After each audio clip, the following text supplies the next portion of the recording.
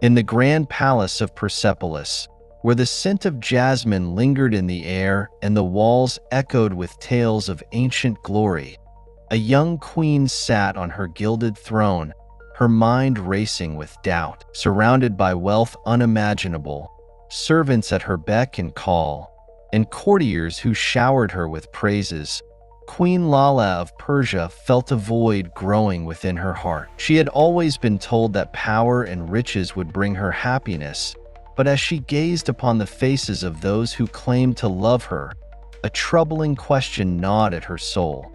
Were they loyal to her or merely to the fortune she commanded? Laleh was not just a queen. She was a symbol of grace and wisdom, crowned at the tender age of 18. Her reign had been marked by prosperity, her beauty by envy, and her intelligence by admiration. Yet, behind the veil of splendor, Laleh was lonely.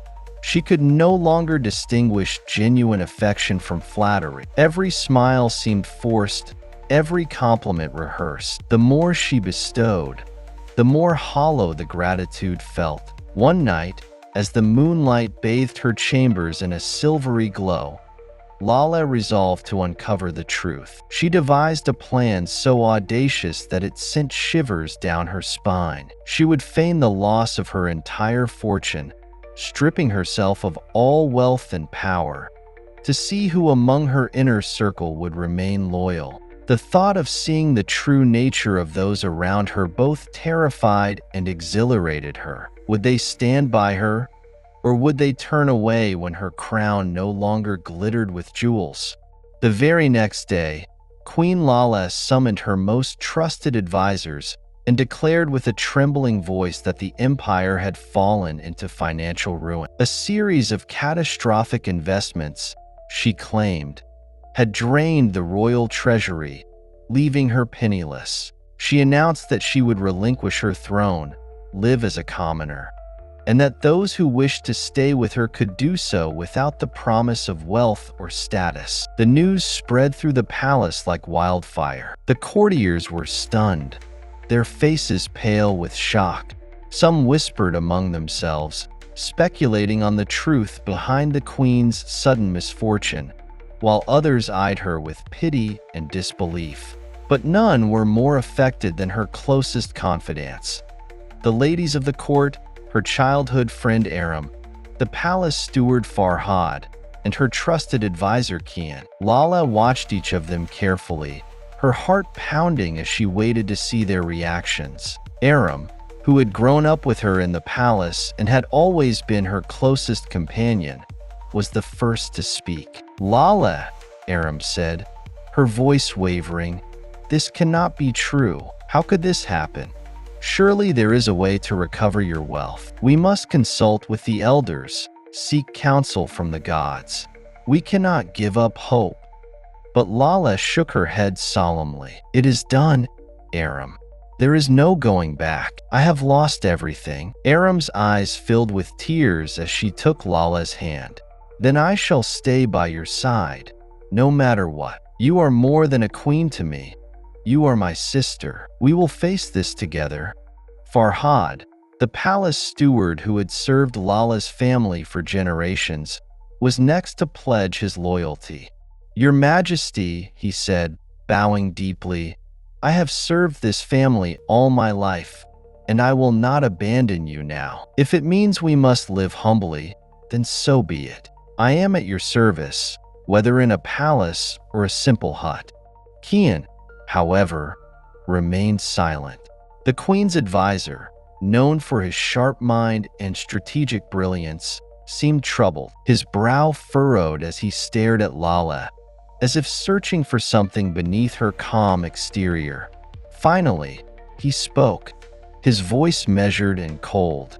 "My queen," he began, "your decision is noble, but have you considered the consequences?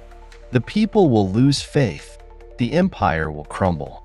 You cannot simply walk away from your responsibilities. There must be another way." But Laleh stood firm. "I have made my choice, Kian. I will not force anyone to stay with me. Those who wish to leave may do so without fear of retribution." Kian's eyes narrowed, his expression unreadable.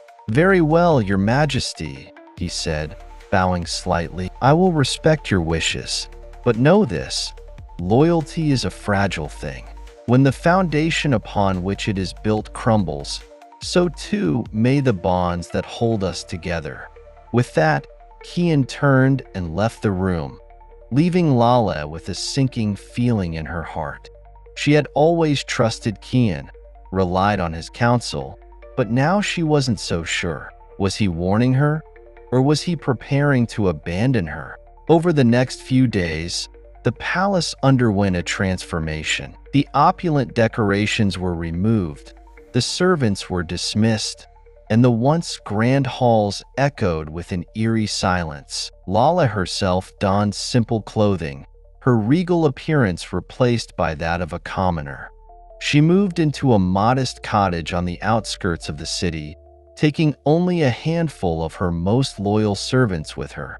The people of Persepolis were bewildered by the sudden change. Rumors spread like wildfire. Some said the queen had been cursed, others claimed she was being punished by the gods. But Laleh remained silent, determined to see her plan through.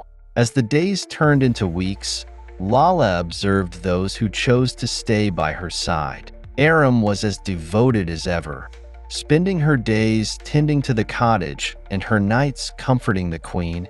Farhad worked tirelessly to ensure they had enough food and supplies, always with a smile on his face. But Kian was distant, his mood dark and his words sharp. He seemed resentful of their new life, and Laleh began to suspect that his loyalty had been more to her crown than to her heart. Then came the night that changed everything. Laleh was sitting by the fire, her thoughts drifting to the past, when she heard voices outside the cottage. She quietly moved to the window and peered out, her breath catching in her throat. There, in the shadows, she saw Kian speaking with a group of men who were clearly not from Persepolis.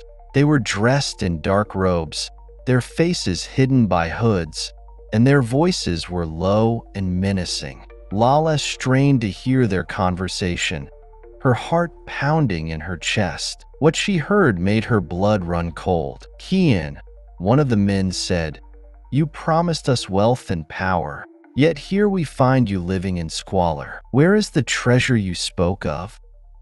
Kian's voice was tight with frustration. "The queen was supposed to be an easy target. I was to convince her to leave the throne, and then we would take control. But she has proven more stubborn than I anticipated. However, she is vulnerable now, and we can strike soon. The people have lost faith in her. They will not stand in our way." Laleh's heart shattered as she listened to Kian's betrayal. The man she had trusted most had been plotting against her all along. But as the initial shock wore off, a steely resolve took its place. She would not let Kian destroy everything she had worked for. She would fight back. The next morning, Laleh called Aram and Farhad to her side. She told them everything she had heard, her voice steady despite the fear gnawing at her insides.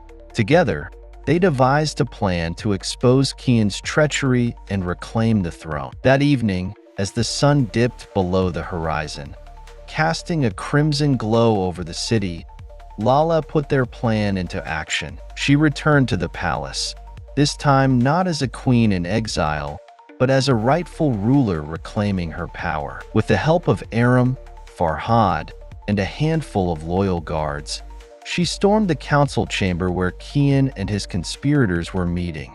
The confrontation was swift and brutal. Laleh, with a voice as cold as steel, revealed Kian's betrayal to the gathered nobles. The room erupted in chaos as the courtiers realized the depth of the treachery that had unfolded right under their noses.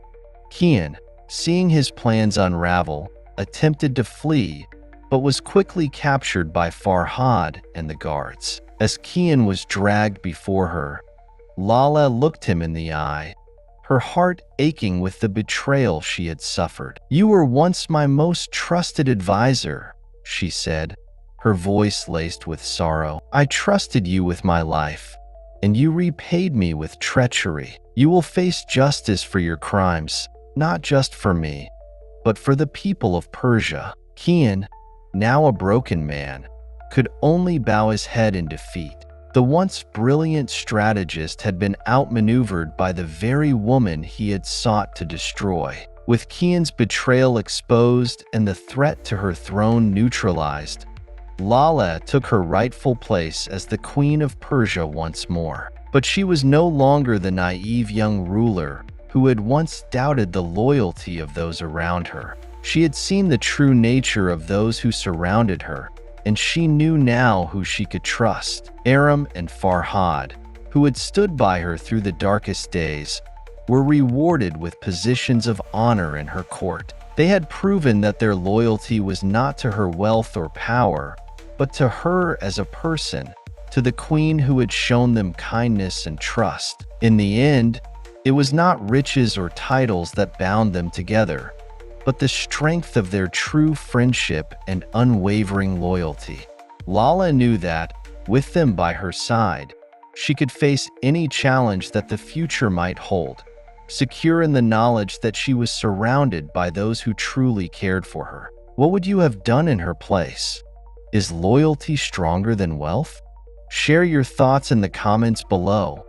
We'd love to hear from you. If you enjoyed Queen Laleh's story, give this video a thumbs up and subscribe for more ancient Persian tales.